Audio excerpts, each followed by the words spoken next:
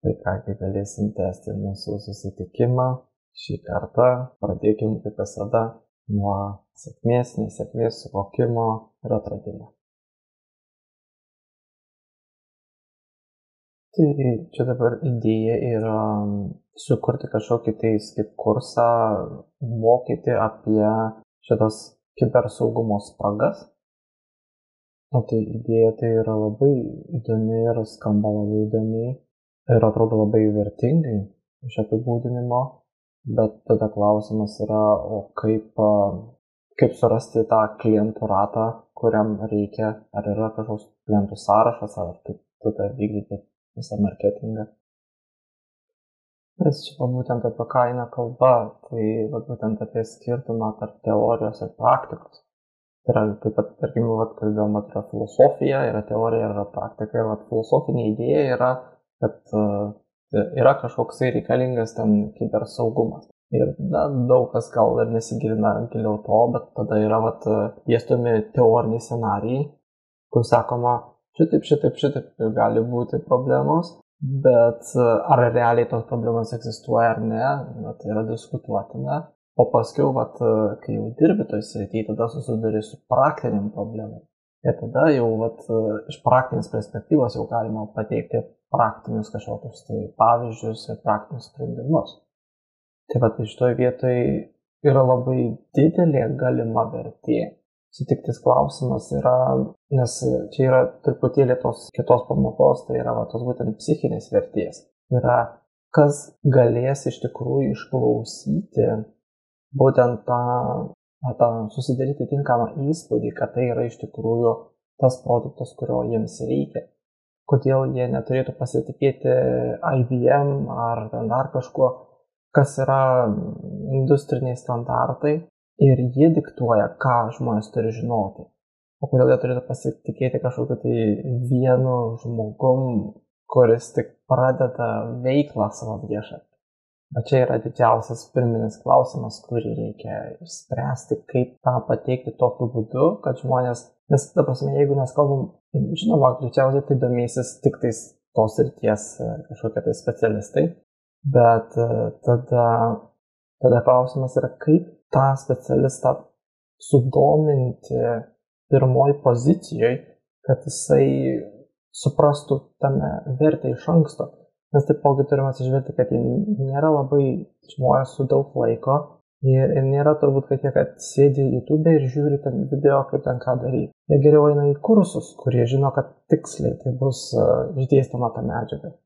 Tai kaip pritraukti tokį klientą, tai turbūt vienintelė geriausia išeitis tai būtų remtis kažkokiam esamom pažintim, kaip daugelis pradeda. Tai jie turi kažkokias esamas pažintis.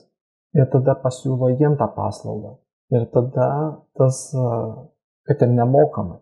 Ir tada, kai kažkas paima tą paslaugą, jie pasinaudoja ir sako, buvo tikrai vertė, tada mes paprašom, kad jie rekomenduotų kitiem, būtent tos srities specialistam. Ir tada dažniausiai taip pradeda čia jau tokiai profesiniai pusė, nes kažkaip diskutuotina yra, ar čia tikrai realistiška yra daryti tokį viešą marketingą, kai dažniausiai šitos srities specialistai jie eina į tos profesinius kursus ir nelabai ieško informacijos viešoje erdvėje. Žinoma, tai nereiškia, kad mes neturėtume to daryti, bet tiesiog tokia pirminė idėja, kaip galbūt reikėtų turėti, jeigu yra tokių kontaktų kažkokių. Na tai gerai. Tai šiandien tada mes kalbėsim šiek tiek tęstinumo tema. Praeitą kartą kalbėjom. Tai praeitą kartą mes kalbėjom apie tas natūralias reakcijas. Ir šiandien skirsim vieną paskaitą, vieną susitikimą, pakalbėti apie vieną specifinę reakciją.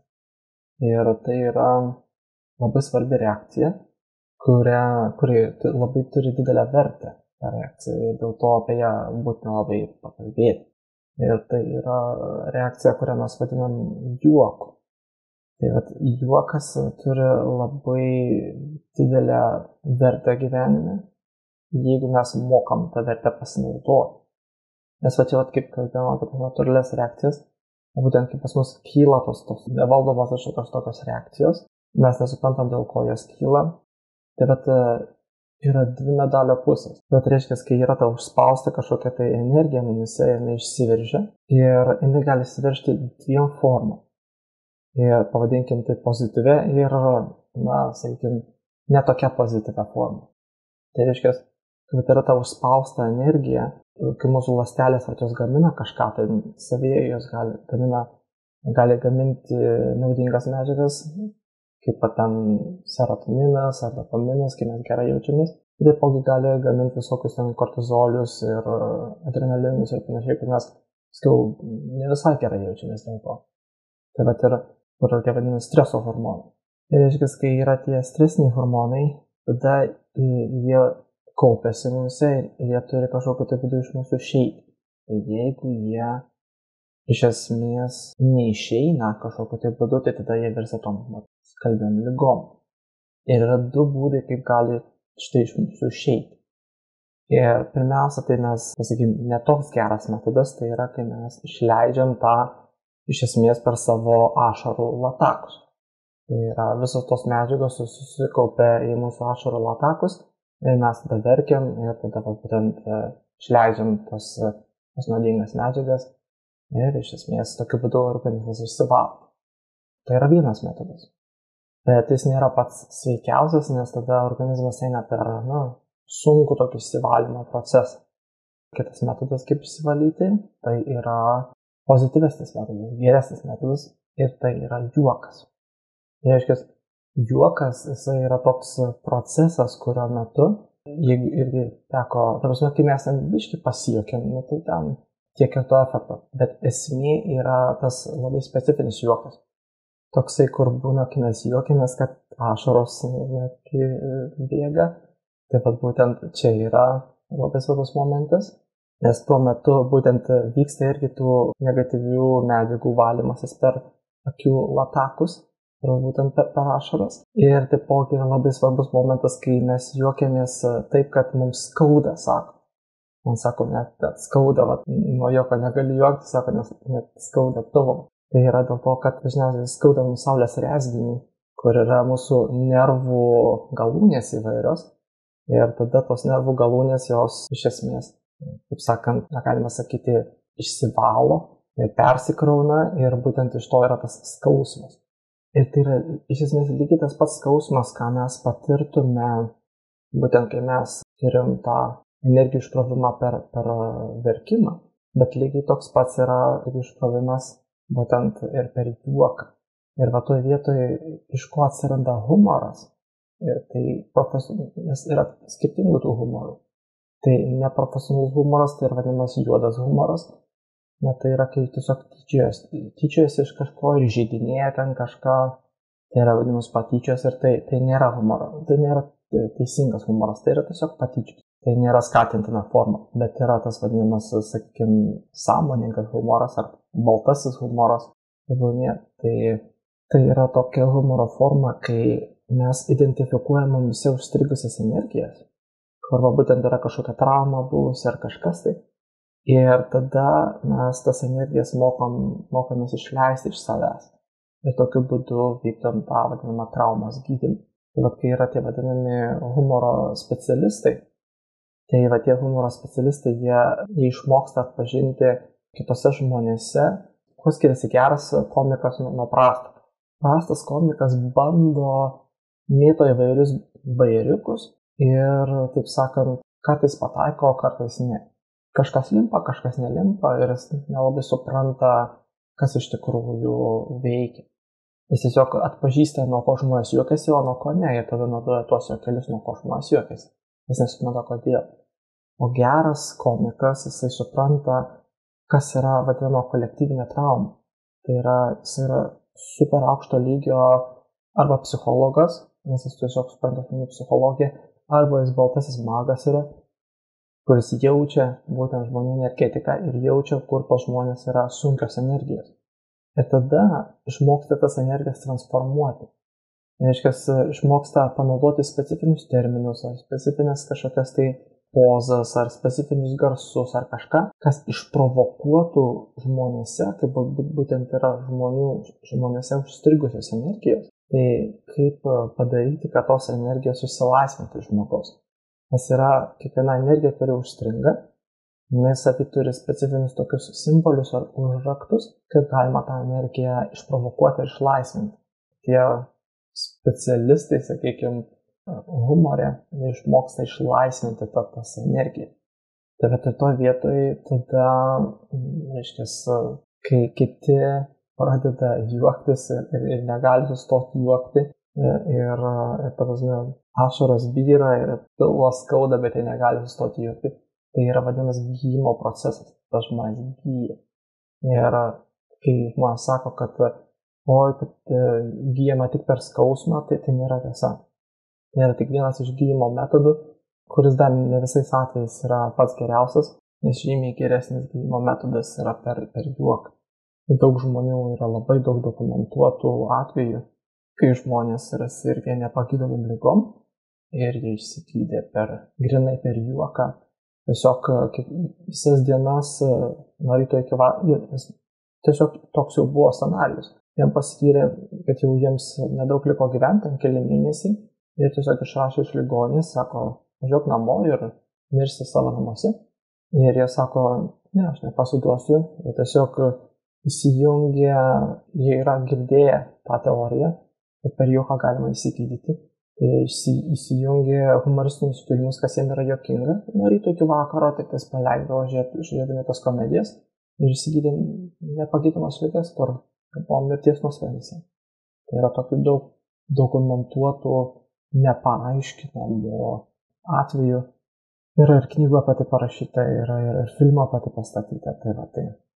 Bet čia yra labai didesnė, nes bet kokią mumise esančią tą būtent negatyvinę energiją galima išsivalyti per juoką, ar tai toksinai būtų, ar sunkiai metalai, ar nesvarbu, kas tai būtų, bet jeigu mes juokiamės, mes galime išvalyti tos visus negatyvus, nepriklausomai nuo to, kas ten būtų. Tai ta proga aš turiu šiandien paruošęs kelis anekdotus. Ir tikiuosi, kad jie galbūt sukels kažkokias tai humoristinės reakcijas ir, taip sakant, padėsim šiek tiek išsigydyti šiokių tokių energijų per juoką. Tai papasakosiu kelis anekdotus. Kai kurie yra iš mano gyvenimo, kai kurie yra iš kitų gyvenimų, bet tai yra daugiau mažiau realūs anekdotai, nes geriausi anekdotai yra tie, kurie yra iš realių gyvenimo situacijų. Nes šiaip daugiau mažiau taip ir atsiranda anekdotai, nes kitaip tai yra tiesiog, sako, lėkšti bajeriai, kur kažkas sugalvoja ten kažkokią nesąmonę ir galvoja, kad tai turėtų būti juokinga, bet iš tikrųjų tikras anekdotas tai yra tas, kuris įvyksta gyvenime. Ir kai tai vyksta gyvenime, tai tada tie dalykai, jie yra juokingiausi, nes mes galim įsivaizduoti, kaip žmogus atrodė toj situacijoje realiai, kai jis su to susidūrė. Ir tai buvo kažkokia kvailoka situacija, kai pačios juokingiausios situacijos yra, kai žmogus ateina kažkur, ir kažkas, sakykime, nesigauna taip, kaip buvo planuota. Tai galima turėti pykti, bet tai gali būti labai juokinga. Tai viena tokia istorija yra, aš pasakosiu toks buvo mokytojas anksčiau, toks Ošo. Ir jo gyvenime buvo labai juokinga situacija. Jisai pasakojo tą anekdotą, aš dabar perpasakosiu, kaip man pavyks. Bet ten buvo kelios jo gyvenime labai juokingos situacijos. Tai viena iš tų situacijų buvo tokia, kad jisai buvo pradedantis mokytojas ir jisai daug, sakykime, pasieteidavo žmonės konsultuotis. Ir, reiškia, atėjo vienas žmogus ir jisai skundžiasi jam. Reiškia, jisai turi labai gražią dukrą, tas žmogus, ir jisai gan turtingas yra. Ir atėjo kažkoks vaikinas.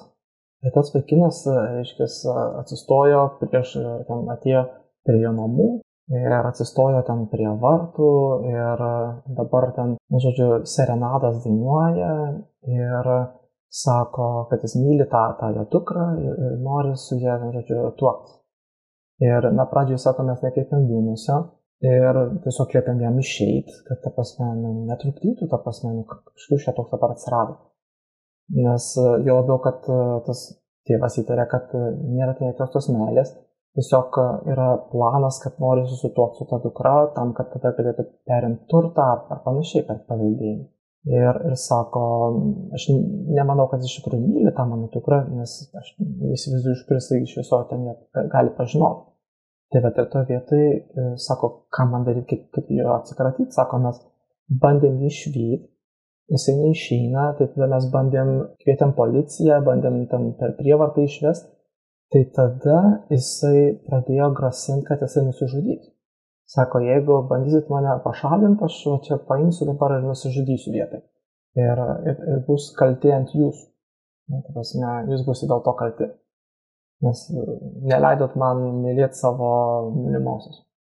Ir ten, sako, gavosi visai tokia didelė scena, nes jis ištisas dienas praleidžia prie tų namų, įsikūrė ten, ir tas serenadas dainuoja ir nėra ką daryti. Tai va, tai toj vietoj tiesiog kažkas rekomendavo, sako, kad tas Ošo gali duoti kokį gerą patarimą. Atėjau tada konsultacijos, nes nežinau, ką daryti. Tas Ošo sako, Ošo visą laiką mokino per, jo metodas yra toks labai aštrus. Jeigu teko klausyti paskaitų ir skaityti knygų, labai aštrus toks sąmoningumas. Ir nesu visom jo metodikom aš sutinku, bet jau toks jisai buvo. Dabar sako, taip turi padaryti. Turi nueiti į tą vadinamą, pavadinkim, raudonų žibintų kvartalą, kur yra laisvo elgesio merginos. Ir tu sako, pala, sako, nesuprantu, kaip čia susiję su tuo, ko man reikia, sako, tu klausyk toliau, nepertraukim. Tai sako, turi nueiti į tų laisvų merginų kvartalą ir susirasti ten pačią seniausią, pačią baisiausią, susiraukšlėjusią ir be dantų laisvo elgesio moterį. Tas visai toks pasimetęs, nesupranta, kame čia esmė. Susirandi pačią baisiausią, kokią tik gali surasti, kad galima būtų jai sumokėti pinigus. Surandi pačią baisiausią ir tada jai sumoki ir pasakai tokį scenarijų, kad jinai dabar nueitų tenai ir tam vyrui pasakytų, kad jinai įsimylėjo jį ir kad jinai nori būti su juo ir kad jeigu jisai su jie negyvens, tai jinai nusižudys. Ir tikrai jisai surado tokią pačią baisiausią bedantę senutę kažkokią susiraukšlėjusią. Ta atėjo ir pradėjo ten jam išpažinti meilę, kaip jinai įsimylėjusi yra ir kad jisai yra jos gyvenimo ten angelas ir kad jinai nenori gyventi be jo. Tas vaikinas labai greitai susimėtė ir tepė slidis iš ten. Dingo visos jo meilės ir viskas ten pamiršo, nes moteris tokia baisi buvo, kad net pirko, taip sakant, niekas būtent to scenarijos. Tai va, tai tokia juokinga istorija iš tikrųjų, bet tikra istorija, taip kaip jinai buvo pasakota. Ir Ošo buvo toks labai aštrus žmogus, aštraus charakterio. Ir negalima sakyti, kad tai buvo neteisingas toks sprendimas. Jisai tiesiog paėmė tą pačią situaciją ir atkartojo jam pačiam. Būtent tam žmogus, kuris sukūrė tą scenarijų, jam pačiam perteikė tą situaciją ir pamatėm, kokios energijos yra iš tikrųjų. Tai kita istorija, kurią norėčiau pasakoti, tai irgi yra iš Ošo gyvenimo, bet šitą istoriją truputėlį, gal tokia. Esmė yra tokia, kad Ošo, reiškia, jisai įstojo į universitetą, dar labai jaunas buvo, ta prasme, baigė mokyklą, įstojo į universitetą ir nuėjo į universitetą ir tame universitete jisai studijavo filosofiją. Ir, reiškia, tenais buvo kažkoksai tai, sakykime, filosofijos mokytojas, kuris buvo pagrindinis jo mokytojas. Ir, reiškia, jisai nuėjo, lankė paskaitas tenais. Ir tas mokytojas buvo, tas dėstytojas, tiksliau, tame universitete, jis buvo pagrindinis to universiteto dėstytojas, nes tam toks filosofinio pagrindo tas universitetas. Jis buvo numeris 1 centrinė figūra tame universitete. Visas universitetas buvo, sakykime, sukosi aplink tą dėstytoją. Ir Ošo Tai reiškia, nesutiko su kai kuriom idėjom, kurias dėstė tas dėstytojas. Ir jisai metė iššūkį, kam dėstytojui sako, aš nesutinku su kai kuriomis dėstomomis idėjomis. Ir, reiškia, aš noriu, kad man protingiausias universiteto žmogus atsakytų į mano argumentus. Ir, reiškia, jie pradėjo taip galinėtis. Ir tas galinėjimas tęsiasi ten kelias savaitės ir paskui peraugo į kelis mėnesius. Ir tam dėstytojui nepavyko pravesti nei vienos paskaitos. Dėl to, kad Osho visą laiką mesdavo argumentus ir sako, kodėl yra dėstoma taip, prašau man paaiškinti, kodėl būtent tokia metodika yra dėstoma. Ir reiškia, gavos didelė psichinė dvikova toje vietoje, labai daug trinties, labai daug visko atsirado. Ir tas dėstytojas galiausiai pasakė, sako, nebėra kito kelio, tai sako, reikia arba tuo metu to Osho Rašnahin, ten vardas buvo indiškas, arba tas Rašnahin turi išeiti iš universiteto, arba aš turiu išeiti. Ir reiškia, negalėjo ta prasme atleisti numeris 1 dėstytojo iš universiteto, tai tada tam Osho Rašnahin jam pasakė, kad jisai turi išeiti iš universiteto. Bet jis sako, aš negaliu išeiti, nes aš sako, taipogi esu iš esmės numeris 1 mokinys, tenai studentas. Tai kaip ir jo irgi nenorėjo be reikalo išmesti. Tai galiausiai taip susitarė, kad jisai mokysis neakivaizdžiai ir reiškia, kad jis galės baigti tą universitetą tiesiog neakivaizdiniu mokymus.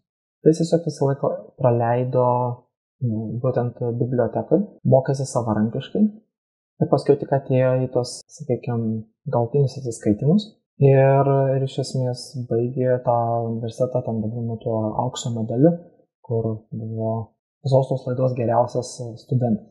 Bet šitą istoriją gal nėra tokia juokinga, bet esmė yra tokia, kad norėjau parodyti, kad tas Osho irgi nebuvo, taip sakant, iš piršto laužtas. Dabar pasakosiu juokingesnį istoriją. Aiškia, čia dabar biškai iš mano gyvenimo. Aiškia, kai dirbi tokį darbą, kaip mano darbas, bet šitas, sakykime, tokio mokytojo darbas, tenka susidurti su daug labai žmonių. Ir kadangi jau daug metų, kažkiek metų tai trunka, tai tų žmonių yra buvę daug ir daug visokių keistų tų žmonių taipogi yra buvę. Ir viena tokia istorija šiek tiek išsiskyrė iš kitų. Ir tai buvo tokia keista istorija. Reiškia, mokėsi tokia viena moteris. Ir, ta prasme, yra labai daug buvę tų tokių mini istorijų, kur, reiškia, mokosi ar moteris, ar mokosi vyras, nepriklausomai. Bet dažnai būna santykiuose, kad, reiškia, vienas vyras arba moteris eina dvasingumo keliu, o gyvenimo partneris neina to dvasingumo keliu ir nesupranta iš viso, kas tai yra ir apie ką ten yra kalba. Ir nieko tokio yra, kai būna tie vadinami atsitiktiniai tokie pokalbiai, kai ten vieną kartą ten su kažkuo, tai ne pasiūlos įrašo paskaitimo, ten, pasišnekėsiu ten su kažkuo, ten ir viskas. Tai vienkartiniai tokie atvejai nekelia įtarimo, bet kai, tarkim, žmogus, nuolatos jisai kiekvieną savaitę bendrauja, ir tada tas sutuoktinis pradeda nesuprasti, kas ten vyksta, ta prasme, su kuo ten yra taip ištisai kalbama ir apie ką ten yra kalbama. Ir tada sutuoktiniai kartais prisigalvoja su keistų istorijų, patys savo prisikuria, nes jie negali suprasti, kas ten vyksta. Ir reiškia, yra buvę tokių keistų situacijų, kur tie sutuoktiniai tada nesuprasdami, apie kas čia vyksta ir apie ką čia mes tiek laiko kalbam, tai jie tada visai keistai reaguoti tas situacijas. Ir yra buvę tokių atsitiktinių situacijų, kur, reiškia, tie sutuoktiniai tiesiog iš nesupratimo kažkaip keistai reaguoja, ten įsiveržia pro duris ir ten pradeda rėkti, ką nors ir sakyti, kas čia vyksta, ką jūs čia šnekat ir bla bla bla, ten ką nors tokius keistos tokios scenarijus, bet taip tokie vienkartiniai buvę. O vienas buvo toks išskirtinis, kur, reiškia, moteris, kuri tai laiką bendravo su manim ir, jinai bandė pasakoti savo, reiškia, tą komunikaciją su manimi. Ir pasakojo savo vyrui ir savo vaikam. Ir norėjo kažkiek taip galbūt perduoti tą informaciją, ką jis išmoksta, pasidalinti su kažkuo, nes tiesiog neturėjo su ko pasidalinti, tai dalinasi su savo šeima ir taipogi norėjo įtraukti šeimą į dvasinį ugdymą ir panašiai. Ir reiškia, vyras jos nelabai suprato šitos situacijos. Tai reiškia, jisai vieną dieną man parašo ir matau, gavau žinutę ir ta pati pavardė ir gal aš ir žinau tą jo vardą, ar nežinau, bet jau buvo įtarimas, kad tos pačios pavardės ir, reiškia, rašo, sako, kaip jis tam daugmaž rašo, kad suprantu, kad jūs, žodžiu, bendraujat su būtent ta mano žmona ir norėčiau suprasti, kokie yra jūsų santykiai. Ir, sakau, paprastas santykiai, ta prasme, yra mokinio ir mokytojo santykiai, tiesiog mes mokomės. Jau sako, gal aš ir suprantu, kas čia yra sakoma, bet aš vis vien, sako, nelabai suprantu, ką jūs ten veikia tiek laiko, apie ką ten tiek galima laiko šnekėti. Aš tiesiog negaliu to suprasti. Ir tai aš jam bandau paaiškinti, kad mes mokomės ir studijuojam ten ir bandau kažkiek tai paaiškinti, ką mes čia mokomės. Bet jis sako, iš tikrųjų, tai aš vis vieną nesuprantu, jis neturi ryšio jokios dvasiniais dalykais. Sako, vis vieną aš negaliu to suprasti iš tikrųjų, bet aš, sako, noriu kitaip paklausti, sako, ar tarp jūsų yra kažkokių artimesnių santykių? Ar jūs gal kokius tai artimesnius santykius norite, ar bandote? Nesakau, ir jeigu, sakau, susidarė toks įspūdis, tai sakau, tada turiu atsiprašyti, nes niekada nebuvo tokios intencijos, nes yra gana aiškiai apibriežti šitie santykiai, kad tai yra grynai mokinio ir mokytojo santykiai, nėra nieko daugiau. Ir jis sako, gerai, tai aš suprantu, bet ar tikrai nėra noro turėti tokių santykių? Ir sakau, aš taip kažkaip nelabai suprantu, ką jis turi menį. Aš sakau, ta prasme, tikrai nėra jokio noro, jokių intencijų šitoje vietoje. Ir jis sako, bet sako, gal aš šiandien, sako, iš tikrųjų netaip išsireiškiau, sako, gal ne nuo to galo pradėjau. Aš iš tikrųjų, sako, tai aš nenoriu, sako, kad, jis va taip pasako, aš nenoriu apkaltinti kažkuo. Aš, sako, noriu paprašyti, kad gal tu, sako, gali pasiimti mano žmoną, nes, sako, man neatsibodo ir aš ieškau, kur mane atduot. Ir aš sakau, atsiprašau, jeigu, sakau, nelabai suprantu, iš kur susidarė iš viso toks įspūdis, kad toks scenarijus yra įmanomas. Bet galiu, sakau, įsivaizduoti, ta prasme, kad galima galbūt susidaryti kažkokį įspūdį, nes esmė buvo, kodėl jisai parašė, tai man susidarė įspūdis, kad jisai rašo iš pavydo. Nes, ta prasme, žmona vietoj to, kad bendrautų su savo vyru, jinai bendrauja su kažkokiu tai ten kitų žmogumi internete, kurio negali suprasti, kodėl tai yra bendraujama. Tai būtų natūrali reakcija, būtent kodėl vyras gali būti pavydus. Ir mano susidarytas įspūdis, kaip jis parašė ir visą kitą, nes taip atsargiai rašė, kad tai yra pirminė jo intencija. O pasirodo, kad jo intencija buvo visai kitokia. Jo intencija buvo, kad jam nepatinka jo žmona, gal dėl to, kad ten dvasinis dalykai domisi ir panašiai, jis nori paprastą savo gyvenimą tiesiog gyventi ir nieko nesidomėti. Ir pasirodo, kad jie jau ten buvo kurį laiką skirimosi procese, bet nepavyko jam išsiskirti. Ir, reiškia, jisai pagalvojo, kad galbūt jisai galėtų, ta prasme, savo žmoną pasiūlyti man, kad mes čia taip jau bendraujame, mes čia tokie čia jau draugai, vienu žodžiu, kad, reiškia, ta žmona būtų, eitų gyventi su manim. Ir tada jam būtų lengva, taip sakant, nutraukti santuoką. Tai buvo tokia labai keista istorija. Paskui mes įsiaiškinom, kad nebuvo niekada tokių intencijų. Ir tai nėra įmanomas tas scenarijus. Dėl to, kad aš kaip ir pats esu susituokęs. Bet tai buvo tiesiog labai toks juokingas nesusipratimas, kuris buvo gan keistas ir daug labai tokių, iš ko gaunasi tas humoras visas. Tai būtent iš to, kad kai pastatai situaciją, kaip šičia atėjo žmogus su viena intencija, bet jisai, kadangi jos nedeklaravo iš pat pradžių, jisai sudarė visiškai skirtingą įspūdį, su kokiais intencija ateina. Ir man įspūdis sudarė, kad ateina su pavydą būtent intencija, o pasirodo, kad jis ateina su visai kita intencija. Ir dėl to, kad buvo nesuprastos tos energijos, ir kadangi tai iš esmės nesukėlė jokios tokios žalos esminės, tai tada tai buvo būtent juokinga.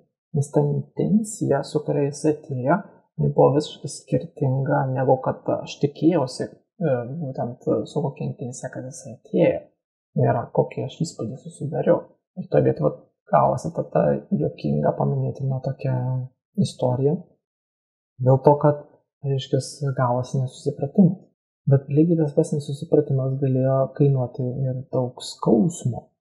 Nes, tarkim, galėjo būti, kad tas vyras, tarkim, taptų labai pavydus ir pradėtų ten, sakykime, kelti kažkokias pavydo scenas ar užsipildinėti ten tą žmoną ar tarkim mane užsipildinėti dėl to, kad jis nesupranta, kas vyksta. Tai prasme, daryti kažkokias tai pavydžias situacijas. Tai toj vietoj, iš esmės galėjo būti ir nelabai juokinga. Bet kita vertus gavosi juokingai, nes visą būtent juokas ateina iš to, kad kai mes neturim to tiesioginio skausmo su ta situacija. Nes jeigu pati situacija mums sukelia skausmą, tai reiškia, tada tas juokas jisai toksai nelabai toks malonus yra. Ta prasme, sunku yra juoktis. Kita vertus, kai kuriais atvejais gaunasi ir toks dalykas, kad, pavyzdžiui, kai mes esame labai pervargę ir mūsų tarkim, trūksta miego, trūksta kažko, tai būna mūsų smegenys netgi įeina į tokį keistą režimą, kai, reiškia, jos tam, kad palaikyti savo gyvybę, ta prasme, kad neužmigti, kad toliau funkcionuoti, ir ypač kai dirbam kažkokį mentalinį ypatingai darbą, ir būna kitiem, reikia daug labai valandų, reikia dirbti mentalinį darbą, ir negali išsimegoti, ir esi pervargęs, nes smegenyse persijungia, smegenys pradeda būtent ten skirti tą serotoniną, dopaminą.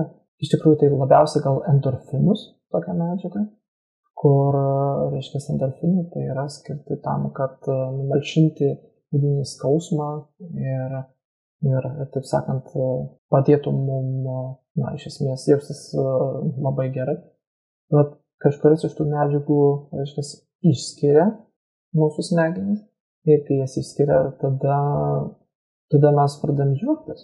Netgi situacijose, kurios būna mums, tarkim, labai mus vargina arba labai netgi mus įbaugina ar traumuojančios situacijos, kad žmonės pradeda juoktis ir tokių būna, kaip atrodo, kad bepročio juokų, kad tiesiog juokasi, kaip išprotėjęs.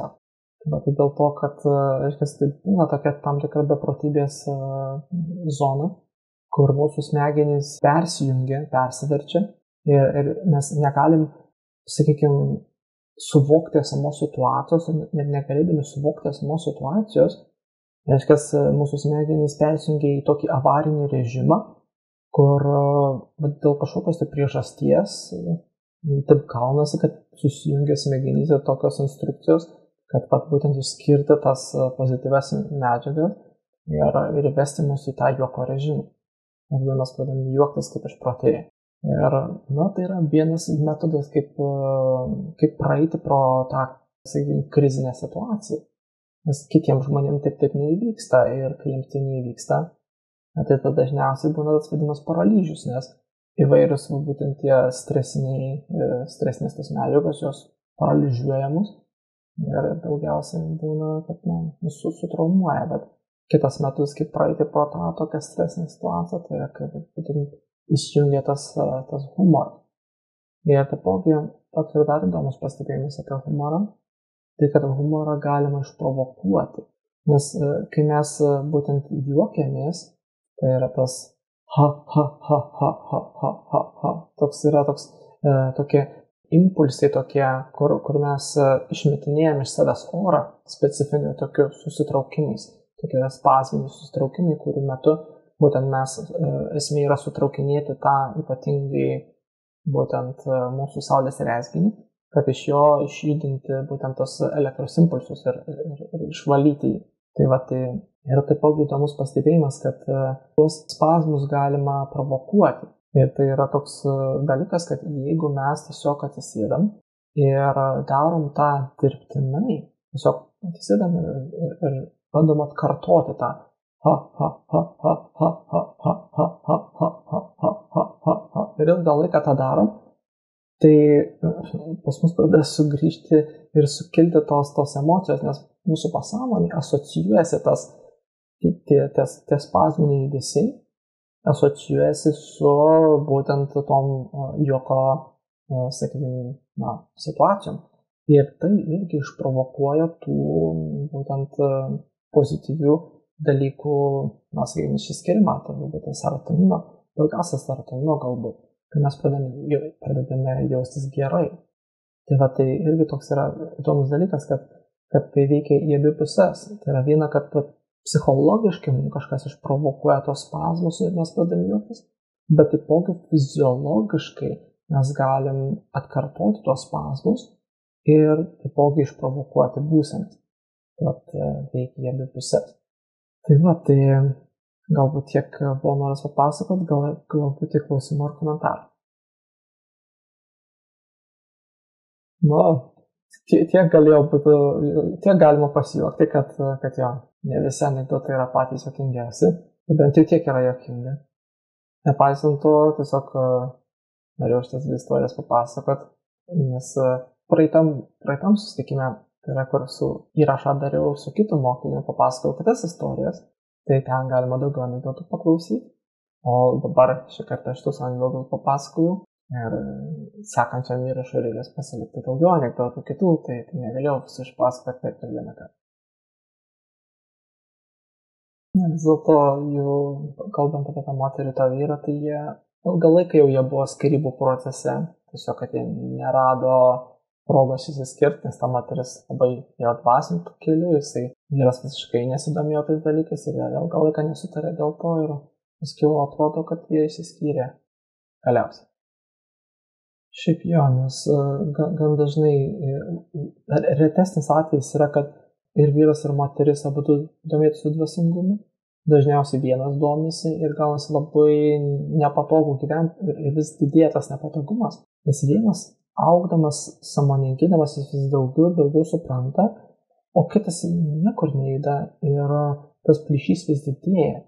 Nes anas vis dar gyvena tame matricos režime, kur jisai tik tais reaguoja į tai, ką jam pasako televizorius ir daro tai, kas yra liepiama, o kitas vis daugiau sąmoningėja, vis labiau supranta, kokie turėtų būti jo gyvenime pasirinkimai ir renkasi tuos šviesesnius kelius, sąmoningesnius kelius ir tiesiog gaunasi natūraliai tas atsiskirimas neišeina. Nes tada gaunasi, kad tas, kuris yra sąmoningesnis, jis turi tempti tą, kuris yra nesąmoningas. Ir gaunasi dviguba našta, o anas jau labiau, kad priešinasi, nes jis nenori tobulėti, nenori sąmoningėti. Ir gaunasi, kad, taip sakant, anas jaučiasi priverstas, kad tas pirmas jį tempia ir verčia būti sąmoningu. Ir gaunasi, kad, ta prasme, toks paradoksas visiškas gaunasi, kad anas linki jam gero, tu būk sąmoningesnis, o šitas kovoja ir sako, ne, aš nenoriu būti sąmoningas, aš nenoriu čia nepadomėtis ir gaunasi kova tokia absurdiška ir dažniausiai tai nieko gero ten nebūtų. Tikrai labai vertingai paminėtinas būtent pavyzdys, kad reiškia žmonės ieškodami išeities vartoja tabletės, o kai kuriais atvejais būtent paprasčiausias žiūrėjimas į veidrodį ir taip sakant, šypsojimas į savo ar pasakymas kažko, tarkim, yra kai kurie sako, pasakai, kad aš myliu tave, būtent atspindžiai veidrodyje, ar ar aš esu laimingas, ar kažką tokio, būtent tokia iniciacija, jinai inicijuoja jau net veidrodžio nereikia, jeigu mes pasakom savo, kad aš esu laimingas, aš esu šviesa, ar aš esu meilė. Ir tai inicijuoja, nes tam, kad mes tą pasakytume, mes turim įeiti į tą. Problema, kad paskui mes turim tas savikritiką, kur sakom, neapgaudinėk savęs, nemeluok savo ir panašiai. Ir tada mes tas vidinis kritikas numuša tą energiją. Bet kitas variantas yra, jeigu mes stovim, tarkim, prieš veidrodį ir mes pasakom veidrodžiai atspindžiai, pasakom, tu esi šviesa ir tu esi meilė, ar tu esi geras, ar tu esi laimingas. Mes tam atspindžiai pasakom ir tas atspindys pasako mum. Ir gaunasi toksai uždaras ciklas toje vietoje. Ir daugelis žmonių irgi pastebi labai pozityvius poveikius toje vietoje. Tai vėlgi yra vertingas pastebėjimas. Ir žmonės, jeigu, bent jau skirtų kiekvieną dieną tam, tikrai galima pastebėti pozityvių efektų, dar tikrai niekam nepakenkė tai. Tai o kad gal kažkam, jeigu ir nepavyko, tai, taip sakant, bent jau blogiau tikrai nebus nuo to. Taip, nes skirtingi vibraciniai dažniai, nes pas mus viskas yra tom būtent vibraciniam oktavom ir yra specifinės būtent oktavos, kurių mes nematom. Tiesiog realiai gali būtybė būti šalia mūsų, jinai gali būti fizinė ir mes galim jos nematyti. Bet yra tos, kur yra slaptosios tarnybos, jie tada naudoja specifinius tokius, apšvietimą, ten, nežinau, kažkokios spinduliuotės apšvietimą. Ir tada gali prie to apšvietimo, ten, ar jisai infraraudonų kartais, ar ultravioletinių ten spindulių spektrą, tada mes galime matyti tas būtybės. Ir lygiai taip pat ir su erdvėlaiviais yra, kad yra tiesiog skirtinga vibracinė oktava ir mes nematom, mums tai yra fiziškai neįmanoma matyti, nes mūsų regos diapazonas yra labai siauras, būtent kur mes matom tam 7 spalvom, nes yra labai siauras regėjimo diapazonas, o jeigu pažiūrėt visą šviesos spektrą, jisai yra absurdiškai didelis, mes matom ten tik mažytę dalelytę viso to. Bet dėl to, kad pas mus jau yra taip užfiksuotas mūsų regos laukas, būtent tik tais tą specifinę zoną. Mes matom tik tos specifinės šviesos spektre esančius objektus. O kaip to mes nematom, tai dėja, bet, ar tiksliau nedėja, bet taip yra, kad yra daug dalykų, kurių mes nematom. Jeigu mes kalbam apie, kaip 4D vadinamą astralinę realybę, tai gravitacija ten yra truputėlį kitokia, nes gravitaciniai objektai daugiau yra, sakykime, ta gravitacija daugiau yra tokia emocinė, nes šičia mes gravitacija pas mus paremta būtent fiziologija, tai kad mus traukia kažkoks didelis objektas, bet astraliniai realybėje daugiau gravitacija yra paremta emocijomis. Ir mes turim tą gravituojam link kažkokių objektų, kurie mus traukia dėl emocinės sąsajos, bet ne dėl fiziologinio sąryšio. Tai truputėlį kitokia ta gravitacija, bet norėjau pasakyti, kad žmogus, kažkokia siela gali turėti lygiai tokį patį gravitacinį poveikį ir mus pritraukti, kaip kad planeta mus pritraukia prie paviršiaus. Čia tai yra truputėlį kitokia fizika, bet jau toks mano pastebėjimas. Iš esmės, tai yra tikrai tokios technologijos, ypatingai į 4 dimensiją, tai visos būtybės, nes tai yra neišvengiama. Nes kai pradedi dirbti su gravitacija, ypatingai su antigravitacija, ypatingai naciai turėjo didelę problemą šitoje vietoje, nes kai jie sukūrė antigravitaciją, kad sukurtum antigravitaciją, jau tu turi pereiti į 4 dimensiją. Kai tu sukuri antigravitaciją, tai tu pereini į 4 dimensiją ir kai buvo kūrimas tos technologijos, netgi buvo problema tokia, kad kai tu nori turėti antigravitaciją, tu taipogi pereini į 4 dimensiją ir tu išnyksi iš tos realybės. Ir daugiau buvo problemų kuriant tas technologijas, kai atkūrinėjo jas, kaip padaryti, kad tu nepereitum į ketvirtą dimensiją, kaip kurianti gravitacija, o tik tais išliktum šitoj dimensijoje, bet galėtum turėti antigravitaciją. Tai čia buvo netgi didesnė problema, kad tu sumažinti tą efektą, nes nevaldomai prapuldavo erdvėlaiviai iš šitos realybės.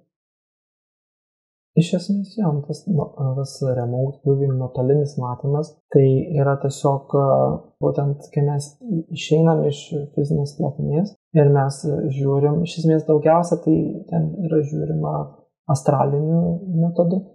Iš esmės, tai aš net nelabai, tas nuotolinis matymas yra armijos sukurtas terminas, iš esmės astraliniam keliavimui. Ezoterikai tai yra astralinis keliavimas, armija atsisakė to termino ir pasirinko nuotolinis matymas. Bet iš esmės tai yra astralinis keliavimas, kai mes atsiskiriam nuo fizinio kūno ir keliavam kažkur kitur ir matom kažką per atstumą. Ir tada fizinės būtent ribos mūsų neriboja, dėl to, kad mes einam kiaurai trečią dimensiją ir tada mes tokiu būdu galim matyti ir darinius ten fiziniuose kūnuose ir panašiai. Tokiu atveju taip, yra šitą visą metodą matymą be akių.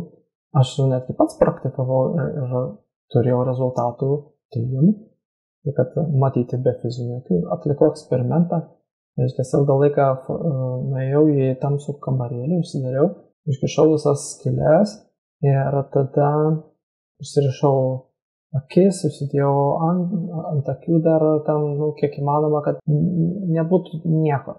Ir tada fokusavausi į šviesą ir pradėjau matyti objektus, kur statiniai objektai yra, tai tada sunkiau juos matyti, bet jeigu yra judantis objektai, gyvi objektai, juos lengviau matyti ir gali matyti, kaip kažkas juda ar panašiai, būtent šviesa padeda matyti tos dalykus, o šitą metodą rusas vienas sukūrė ir, reiškia, ta mokykla labai išpopuliarėjo ir nemažai dabar yra, kur praktikuoja tą metodą. Jo, iš esmės, aš mėginau, man tai veikia, per daug neskyriau tam dėmesio, bet tai veikia ir toje vietoje tai yra labai keista. Tikrai labai keista, nes tokie stebuklai yra ir toje mokykloje pastaruose ateina mokytis būtent akli žmonės ir išmoksta matyti ir netgi ir girdėti, kurie negirdi. Būtent tai yra astralinis regėjimas ir astralinis girdėjimas. Ir tai yra įmanoma. Tai aš bandžiau tą. Tai tiesiog, kad per daug neskyriau tam labai dėmesio, bet tiesiog išsibandžiau. O kiti irgi tą gali. Keista yra tas, kad taip.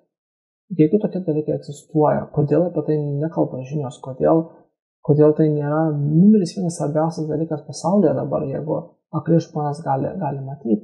Tokia yra socialinė visuomenė.